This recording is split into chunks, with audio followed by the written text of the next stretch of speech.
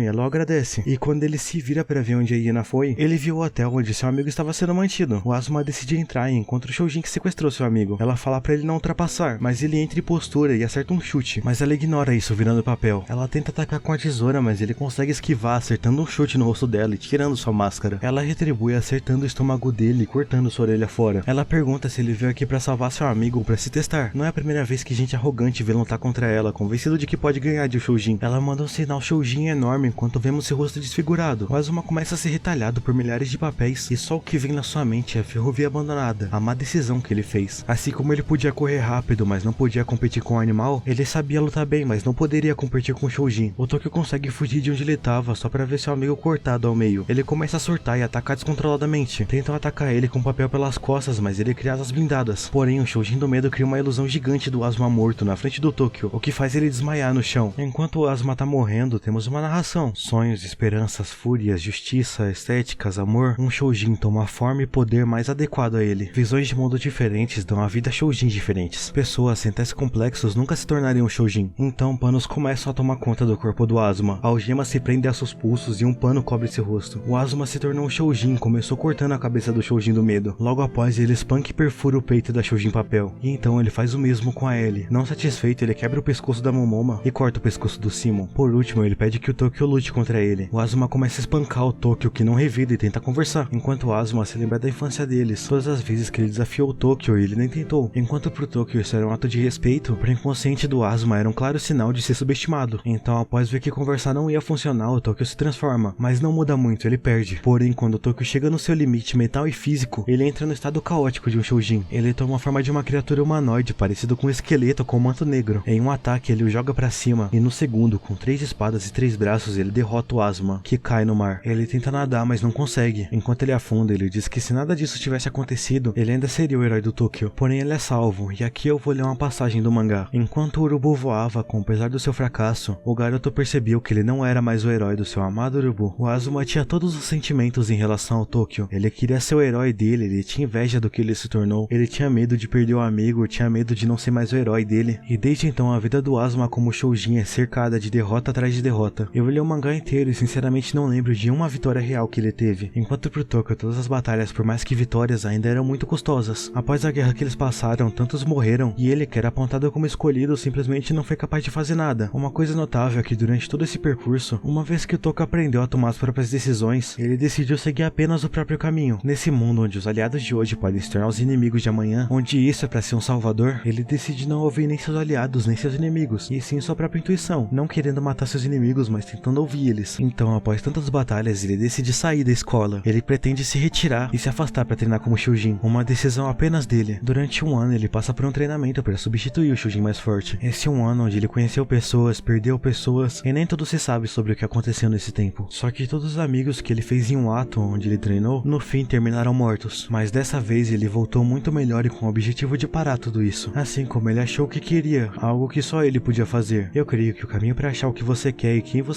é pavimentar o próprio caminho. Lembra quando Asuma disse pra ele tomar uma decisão por si mesmo uma vez na vida? Desde que o Kurohara ouviu isso, ele tem tomado as próprias decisões sempre. Não importa se é inimigo ou aliado falando, ele vai ponderar o que lhe foi dito e tomar o caminho que ele quiser. Tanto que quando ele tá na frente de basicamente uma deusa Shujin, ele vira pra ela e fala que vai pra casa pensar. E quando tomar a decisão ele volta. Sim, ele meteu um vou ver e te aviso. Então, se você continuar seguindo o seu próprio caminho e tomando suas próprias decisões, alguma hora tudo vai fazer sentido. Se você me perguntasse há uns 2 meses atrás, eu ia falar que não tinha nenhum objetivo. E agora eu tenho vários e tô ansioso pro que vem em seguida, tanto na minha vida quanto no mangá. E caso não tenha notado ainda, esse é outro mangá do criador de Tokyo Ghoul. Eu achava um absurdo ele falar que isso era mais bem sucedido que Tokyo Ghoul artisticamente, mas ao ler eu entendi. Por mais que Tokyo Ghoul seja cinema, era semanal. E se você olhar, vai notar o quanto carinho tinha no mangá. Aqui também tem o mesmo carinho, mas não é a mesma pressão. Ele pode fazer algo bobo se quiser, pode arriscar o estilo que quiser, porque a arte é o que importa. Por mais que várias vezes ele faça o shouji mais importante ser essa aberração, e faça o Tokyo sonhar com isso